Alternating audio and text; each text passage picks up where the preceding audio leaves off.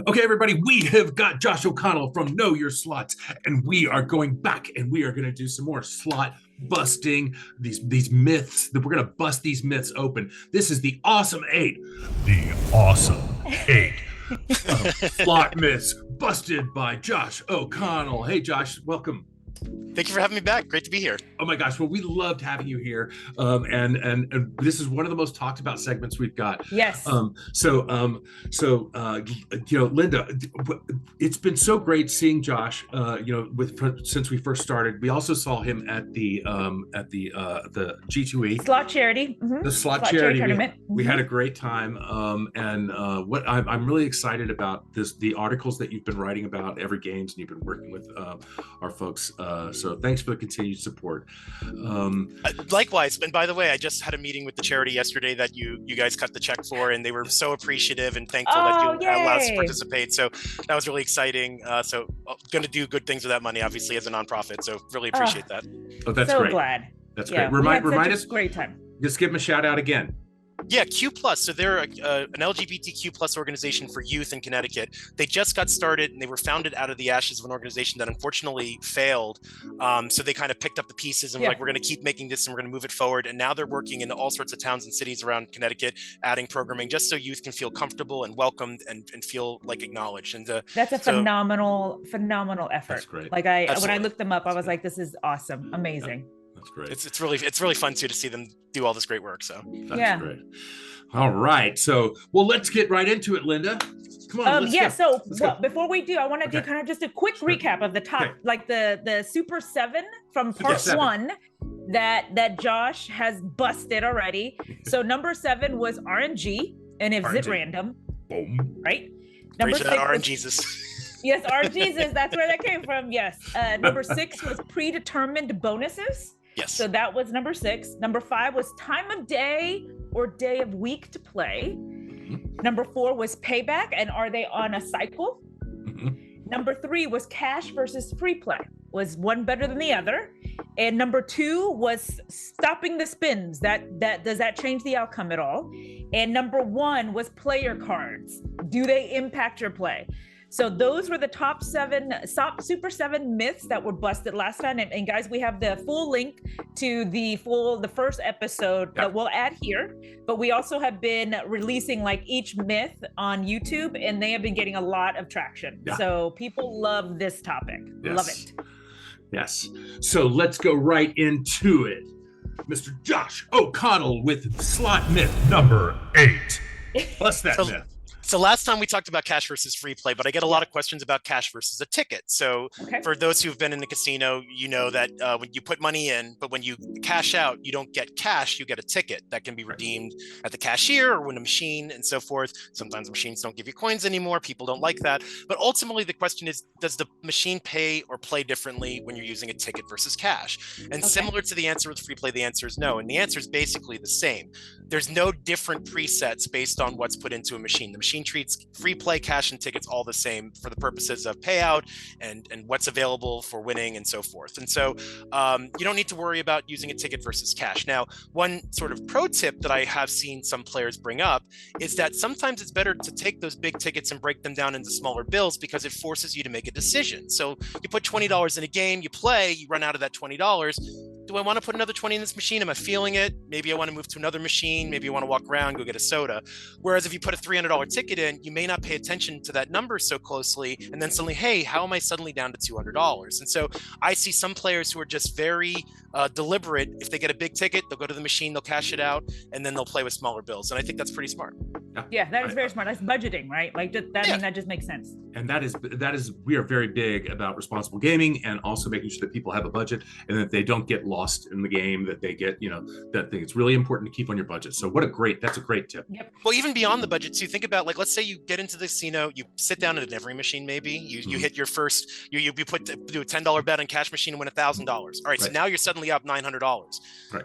breaking that ticket down will also make sure you're careful and maybe go home with some of that money, right? So like there's also benefits to it beyond just like what your original budget was, but it's also like, how do I make sure I leave with some money? Right. Leave a winner.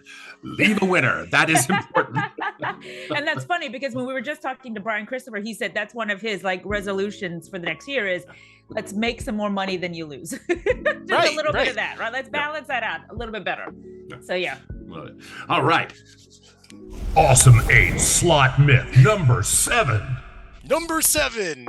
Is it better to play at the end of a row versus in the middle of a row? Interesting question. What tends to come up, comes from 2 angles. One is that people see more players playing on the end, winning on the end, and think maybe that's because those machines are set to pay out better.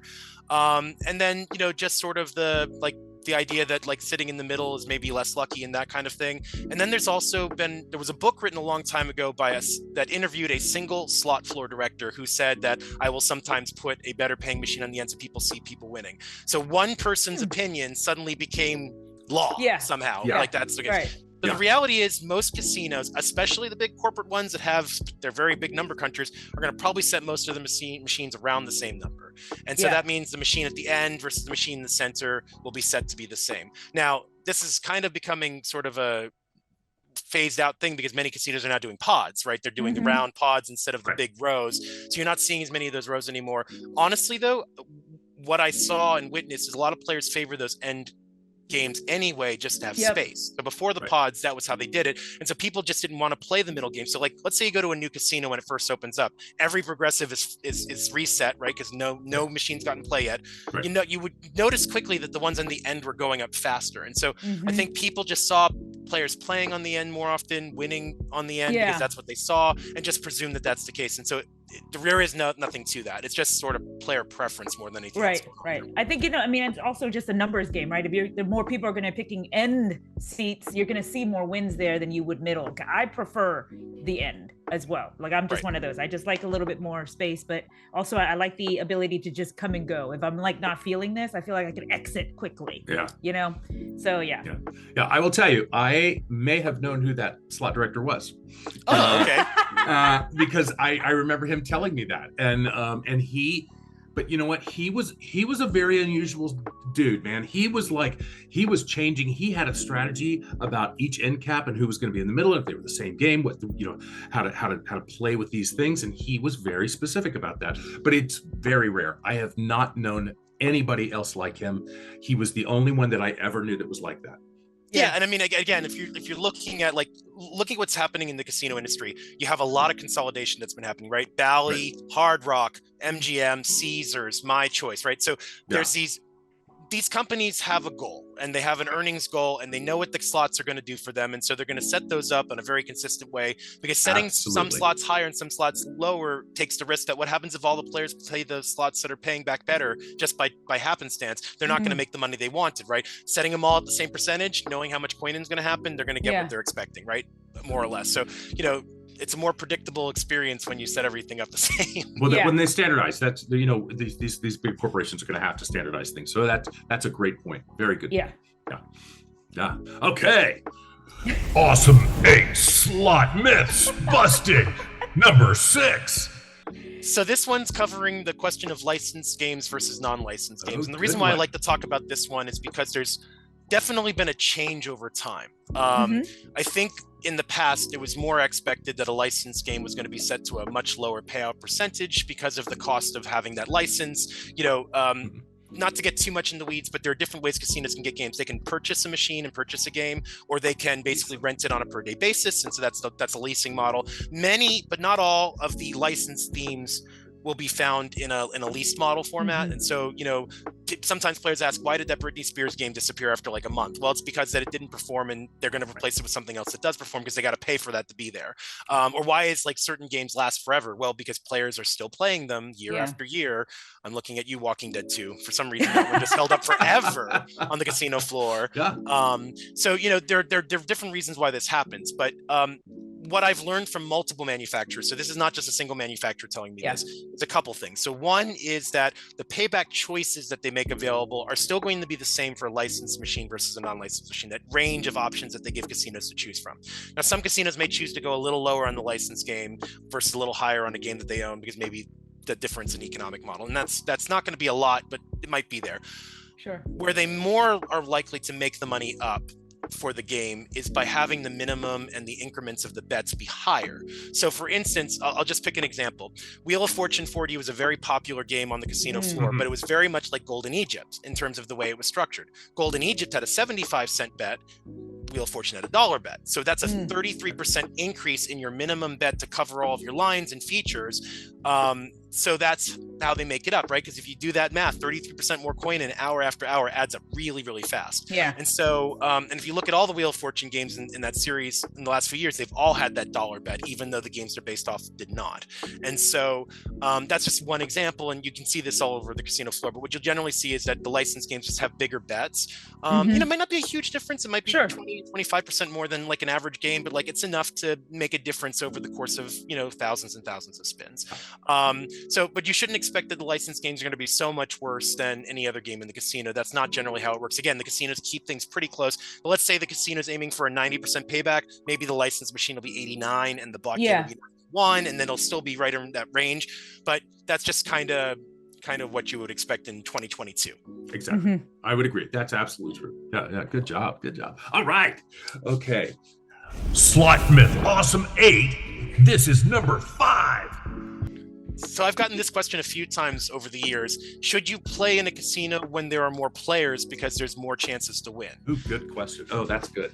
So numerically, if you have more people playing, there will be more winners, right? If you have if you have 100 people and there are 20 winners and 80 losers, and you have 500 people, you have 100 winners and 400 losers, that's still the same percentage. And that's what's really the more important thing. Your chances of winning are identical, but there will be just more people winning. You'll see more winning because there are more people and more chances to win accordingly, right? So your chances don't change, as we talked about last time, during time of day or day of week. And so therefore it also doesn't change based on the number of people that are in there, because it just doesn't matter, right? Your session is still your own. Your winning or losing is not impacted by everybody around you. Other than if you win, they'll cheer for you, which is always nice. Which is nice.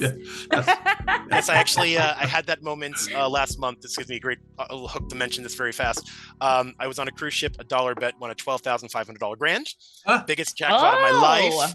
And on a cruise ship, that's fantastic. Cruise ship, and that was after I watched like 4 other people win grands that week. I was like, there's something weird going on here. Like I just feel like this is something lucky's going on here. And then I got mine, and like everybody around me was like, congratulations. And then I suddenly got nervous. I was like, oh my gosh, it's got this jackpot and I'm on a boat. But it was fine. Everything was good. Well, that's great. Oh, interesting question. Well, so what do? You know, you have to do it. You have to sign a thing at sea. What's the rule? What is the rule? They're still going to file it with the U.S. government, just like any other jackpot. So the $1,200 minimum limit that happens in the States happens on the cruise ships. And so I got the paperwork, and then they have you fill out something else if you're over a certain amount over the whole cruise. So since I hit that number with one shot, I had to fill out 2 papers. But yeah, it's the same basic rules. They don't take any taxes out, though. I get that question a lot too. So you do have to deal with the implications of that. And like anybody else who's getting hand pays, you know, it's good to talk to an accountant to understand what you can do with those, because there are sometimes things you can do if you itemize. But I am not an accountant, so don't take this as accounting advice. Please talk to your accountants. But there are things that can be done if you have the right circumstances. Great information. Oh my gosh. Okay. All right. Awesome 8 countdown myth. We're gonna bust some myths. We are at number 4. Do slot machines have a honeymoon period when they're first installed? Good question. So some players think that casinos, not necessarily that the games are designed to do this, right? Because we know that the games are designed to pay back what they're designed to pay back. Yeah, exactly. We've talked about that. But maybe the casinos will set them a little bit higher at first to encourage players to get into them, and then they'll lower them, you know, once they've gotten people hooked on certain games.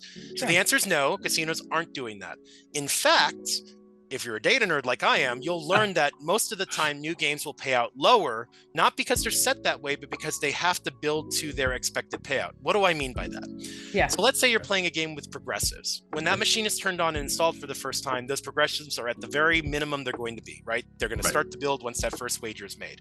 If you win the jackpot on that first spin, your payout will just because of where you are in the cycle, be lower than if it's had a chance to build for days or weeks, or if you're a grand, maybe months, right? Because some of those grands don't go off very often. Right. So the full true payout of the machine is when all of those are firing at their full expecting numbers. So if a jackpot is normally expected to go off at 15K and it goes off at 10K, that's actually a lower payout than the machine would be expected to do down the road. So if you look at data from states like Massachusetts, for instance, when they open their casinos, you'll actually notice that the casinos start off paying back lower than they end up hitting because everything's got to build up. So the casino is set up the way they're expecting it to be over time, but those first few months it holds a little more than expected because those progressives are just not there yet. Right. Interesting. So a honeymoon period, no. If anything, actually, you might be smart waiting for like the first players that are eager to play any new game to build up those progressives for you, and then sit down when the progressives are higher and win that progressive, and then you'll get the better payout as according to that.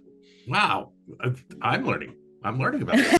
We're busting myths out left and right here. Okay, let's go. We're gonna go to the awesome 8 slot myths. We are going to number 3. So throughout the year of collaborations I've been doing with partners like yourself here on YouTube, I've been seeing people post, well, he seems to be talking a lot about commercial casinos. What about tribal casinos? So there's a little bit to unpack here, so I'm going to cover it in a few different ways. Good. This is going to be good because the history of Everi is the history of Native American tribal gaming. That's absolutely yeah. It is. That's where we our gaming division started. Was in Oklahoma. Yeah. So one of the things that players try to pull on the thread is that, well, most tribal casinos, or they think all, but I'm going to explain why it's most shortly.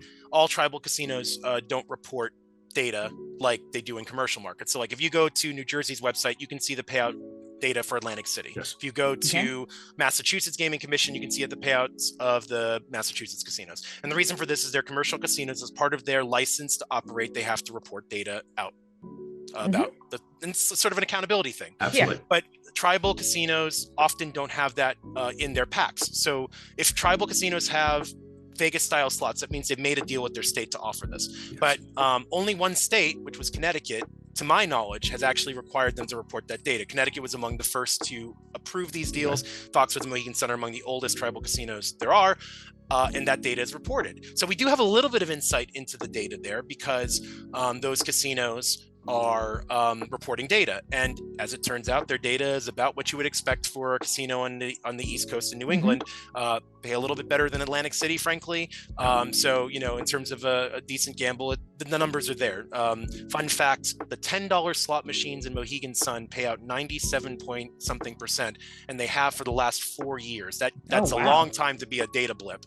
So if you want a good gamble, go play $10 denomination slot machines. And that makes sense because it makes sense if you're putting in that much as a denomination. Look, they can your payback percentage should be a lot higher. Right. That would be criminal if they didn't do that, I think. So, but that's fantastic. But that number is not something that I've seen replicated that high in other places. So that's just the interesting thing. Like maybe it's 95%, 97.5.4. It's a good number. Wow. It's a very healthy number. So it's one I like to look at every year because it just sticks there. It's very interesting. Wow. But let me get back to the point of tribal casinos now. So we know that one pays well. The other thing is that obviously not every tribal casino has made a pact with the states, which means that they can't offer slots, but what they can offer is what's called Class 2 machines. Class 2 machines, shorthand bingo machines, which means that basically you're not playing a slot machine, you're playing bingo. You're making wagers based on the bingo game that some group of people in the casino are playing with you. So it's a bit more player versus player. And the slots, quote unquote, are for entertainment purposes only. They're showing you the outcome of the bingo game, whether it was a winning wager or a losing wager for you. So that's basically in as simple as I can make it, right? Players will see a bingo card, they know that something else is going on. If you're not sure what it is, that's what it is. So those two things are what players think make tribal casinos pay less. But we have data that helps us understand why they wouldn't pay less. So for one, companies like Everi, who were Yep. here today, sell slot machines to the same slot machines to commercial casinos and tribal gaming casinos. They're not selling a different version that has really bad payouts that are going to take you and eat you alive. Why would that be? Because honestly, it's not a good look for the slot makers to put out games that people hate. And if they're playing a 70% game, it's going to be very difficult to make that game fun. Right. And so I've had people say, no, California pays 60% because they don't have to report data. It's simply not the case. No. And a lot of the tribes now, with things changing, are starting to buy commercial casinos, and similar to their commercial counterparts, just like we talked about earlier, they are going to have a corporate mandate of what they want to make on their slots. Mohegan Sun now runs casinos in Pennsylvania, in Las Vegas, in Connecticut, in Washington. Many of these markets, by the way, are casinos that also have to report their data, so you can actually see what their philosophy is on payback, because you can see it. One other little thing: look at the video poker pay tables. Learn how to read the video poker pay tables. I've seen multiple floor directors say, as the video poker goes, so do the slots go. If they tend to be pretty generous on video poker, they'll probably be a little bit more generous on the slot paybacks, because it's usually a ratio that they're trying to achieve. If they're more sort of greedy, if they're more aggressive on their holds on video poker, they probably are on slots as well. Really interesting. That's interesting, because I usually think that I've always heard that poker was a better bet than it was more churny. And it is in every case, but let's say poker has a range of 95 to 99%, or maybe even 100% on certain games, whereas a slot might have a range of like 85 to 98%. So you have a wider range on slots. But if you were a type of casino that was going to set slots at 85%, you're probably going to set your video poker at 95, 96% too. So you're just going to want to take as much money as you can out of every situation. That's definitely something you can look at too, and get a taste of what they might be thinking in their heads. Interesting. Well, it's so interesting because you've also got there's historic horse racing that's going on right now. Oh yes. And so that is really so that's going. Also, when you're playing, the feel of the games when you're playing in Washington, which is a lottery, a lot of that math is that you feel like you have to get quorums and things like that. It feels a little different, but it should not. The payouts should be really. It really is better to have them all really feel as good as And I have heard some examples where some of the bingo casinos purposely pay a little more because they know there's some uncertainty there, so they feel if they make them a little looser, it might make them more. And a couple of them have even marketed themselves purposely as so. So people have these sort of superstitions and worries and things like that. Honestly, if you don't feel like you're getting a good gamble, I always recommend just don't go. Right. So if you think, if you think if it's just not a good place for you, there's over 1,000 casinos in the United States alone, and more opening all the time. So just find a place that you feel is giving you what you think you deserve, and that's the best way to go.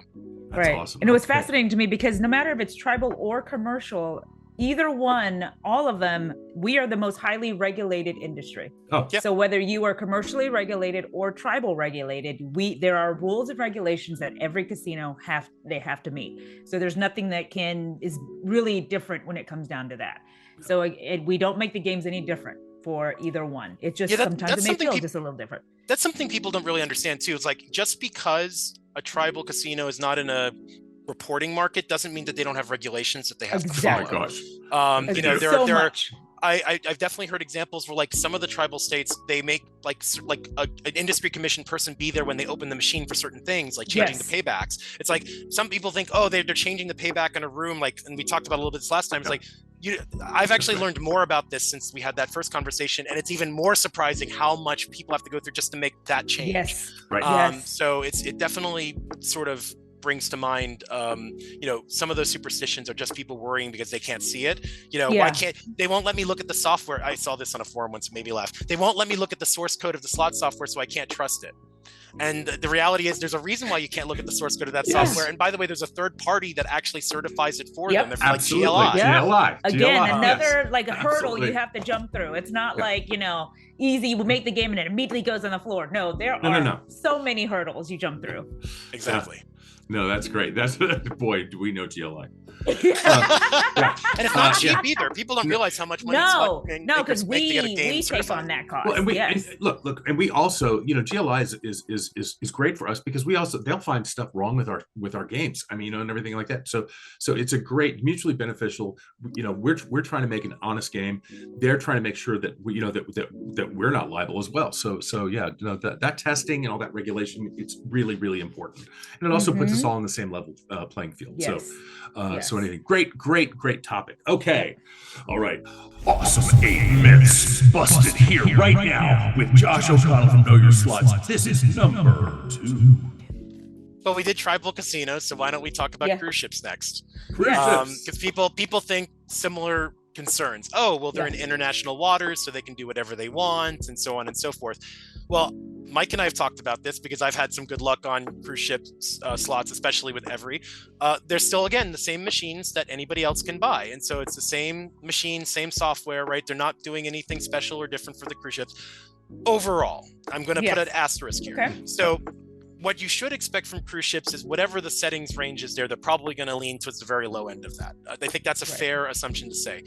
They're also going to do that on higher denomination machines at times as well. So I have seen examples where I've been told, generally speaking, higher denomination slots, they don't even build in some of the lowest payback options at times because they're designed for high denom, but some makers will build them in for the cruise ship. So like that 85% that's generally seen at pennies, I have seen examples of it on quarter machines or dollar machines, and that's the cruise ships may lean to that too. So penny machines will probably in many cases be similar to or maybe just slightly below what you would see in most physical casinos. There are definitely physical casinos that use that lowest setting. I want to be completely transparent. Otherwise, why would they make it? The makers were asked for that setting to be there, or else they would. Because everybody I talk to in the industry is like, we'd love to sneak a little more payback in there. We'd love to push the paybacks up.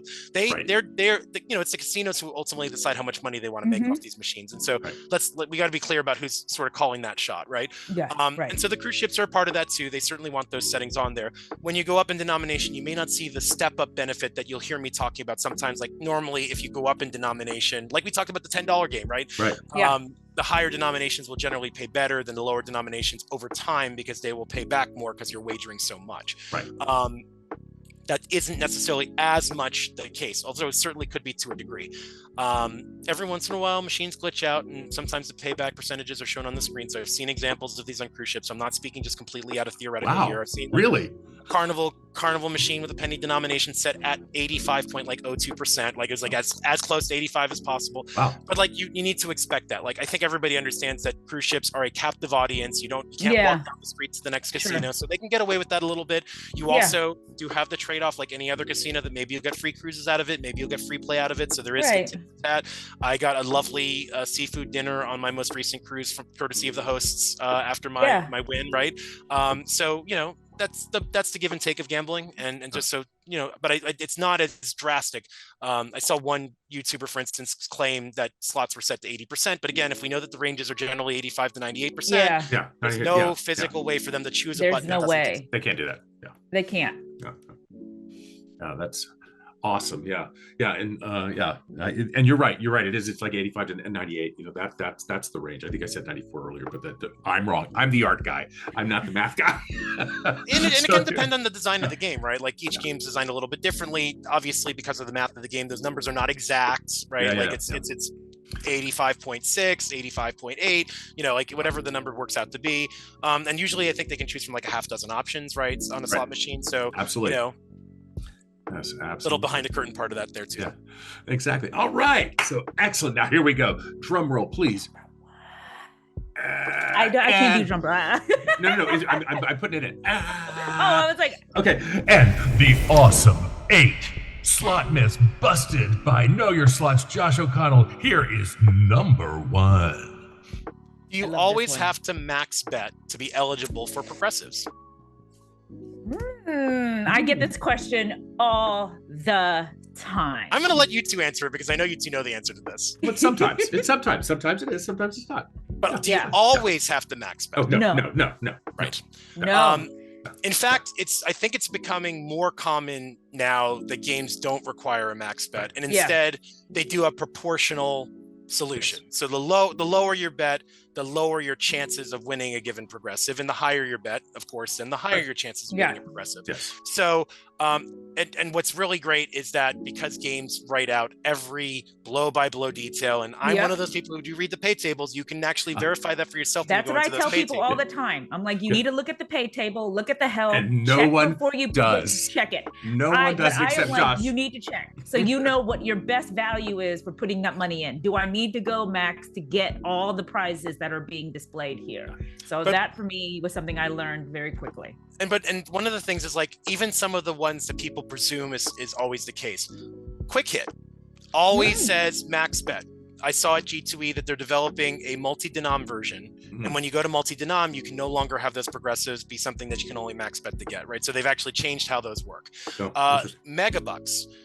$3 is the magic bet on Megabucks, but there are games now with Megabucks that can do $5 bets. Megavault Megabucks is a great example of that.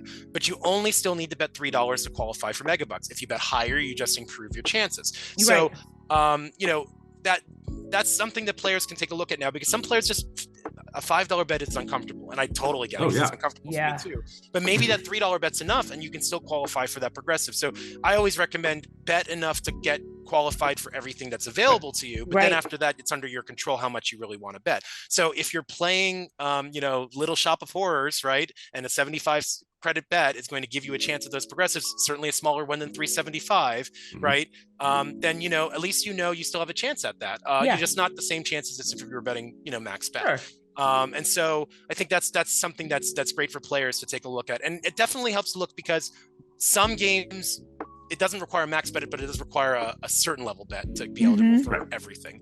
You know, like for instance, if you're playing Gold Hills, which is in every game, I think it's $1.25 is then you get all the gold nuggets. So there's like a 75 credit, $100 credit, and 125 credits. All of those are 1x bets. So line pays don't change, but you get more gold nuggets. And so you're betting a little bit more, but you get more of those features, right? So And what's interesting about that is that now that we've got those video bet tables, I was just we going can to say explain that a lot better down there. Whereas when we had manual bets, or you were just using the screen or something like that, or just a push button, we didn't have that option. We just had you know these physical buttons. But now we can actually clump and kind of tell you when you're qualifying for it. So always look at those bets, and everything. And because we know only Josh is going to the help screens, and so I hope everybody else is going to my website to read what I read on the help screens, but they do that as a bay. You should read them, but I think everybody gets so excited they sit down at this machine and they're just like, stick the ticket in, let's go, get your player's card, and let's figure the game out as we go. There's a lot to be, to take that moment and really sort of like get the game first is really sort of a great thing to do. No, it's and there are certain games where understanding the rules are important, like at G2E, I saw Everi had a 3-reel mechanical game that had a persistence feature where you got a multiplier for a couple of extra spins, but they're bought spins. So if you walk away and you didn't buy those spins, you are basically giving the multiplier to the next player. And so it's also good to make sure you're not leaving value on the table in the process of it, because that can actually make a difference in your overall game performance. That's a very exciting game. I'm excited about that one coming out. We usually don't layer in too many features into a 9-line mechanical, but this one is going to be an interesting thing to see if people can get it, because I don't it's very exciting. No, I think it's great. Absolutely. And oh, by the way, Little Shop of Horrors is killing it out there, the new one, director's cut. It's exciting. It's killing it. It's doing great. So play Little Shop of Horrors director's cut. It's on the big DCX. You're gonna have a great time. So gorgeous screen on that. This is really cool. Oh my gosh! All right, so those are the 8. Those are the 8. Round of applause. Okay, you guys, we're gonna do this again. Josh is gonna come back. We're gonna do this again very soon. Part 3. Part 3. I'm gonna have to come up with 9 next time we did 7. I know. Bigger, better, bolder. We're gonna do this again and again, you guys. Josh, thank you so much for coming in and doing this, and I really appreciate it. And we love Know Your Slots. If you want to really know about what's going on in slots, really go to Josh's site, read what he does. He does really thoughtful, and he digs deep, man. He talks to our designers. He pushes them to really talk about slot design. You guys, this is a valuable. If you like to play slots, go to Know Your Slots, because it really does. And I mean, because you scare us with some of the questions you ask us. They're not scary. They're just innocent little questions. No big deal.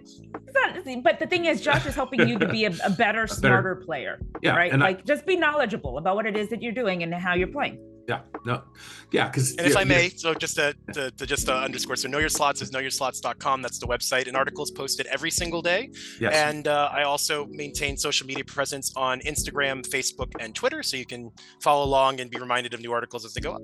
That's right. Ding, ding, ding. Subscribe. Go there and do it, you guys. Thanks, Josh, for coming, and thanks for continuing to support our channel and to support Everi. We make fun games, and you make the games even more fun. So thank you so much. Thank you for keeping me entertained at the casino. I love it. All right. Okay. All right. See you guys later. We'll do this again very soon. Bye.